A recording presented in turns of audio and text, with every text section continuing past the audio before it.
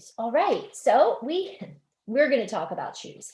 We're mainly talking about artifacts and your social scientist summer. When we think about summer, we think about all kinds of things we do normally, things we might do that are new adventures. What I want you to do this summer is just do your regular things, but think like a social scientist. And a social scientist is somebody who studies how people behave and live. And one of the ways they do that is by looking at artifacts of how the people have lived in the past or how they have gotten along and how they have behaved. Now, there are four types of social scientists. Hopefully you have your paper. There is the economist, who has a big focus on money, the geographer, who studies the land, how humans interact with the land. And then there are historians who study the past, plus political scientists. And the political scientist is really interested in the government. And now you're thinking, shoes?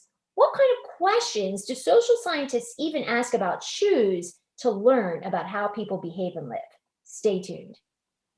Here are the shoes. Now, these shoes aren't really anything all that special, but a social scientist would ask a few different questions to find out more about the people that were around or the things they did or were interested in during the time.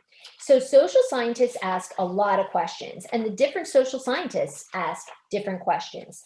So if you look on your paper, if you have this, there are some questions a social scientist asks. So these questions focus on shoes. So that's why my shoes are here.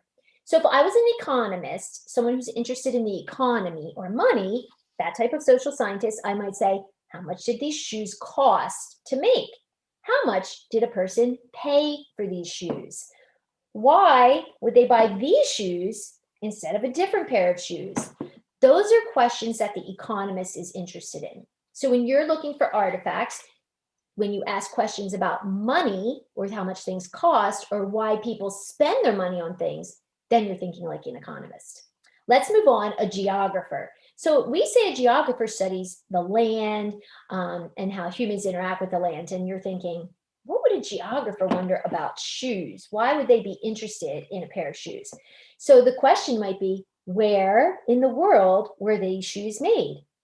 How did the shoes travel from the factory to the store, to the person? So what kind of land did they travel over? What countries were involved? That sort of thing. They might even be curious about the resources that the shoes were made from if they came from certain land. A political scientist, someone who's interested in the government, of course, these people wear shoes, but why would they be interested in these shoes? What questions would they ask? So a political scientist might say, well, are there any laws about making these shoes? You want to make sure that they weren't using child labor, right? We did talk about that. And did the maker follow the laws? So the political scientist is going to be interested in the laws in the government, who was in charge of making sure that the shoes got made the way they needed to, like who made sure that the laws were being followed. So that's one question or a couple of questions that a political scientist might ask. Now, a historian studies the past. And when a historian thinks about shoes, they are going to wonder, how have shoes changed over time? Was there a shoe, that came before this?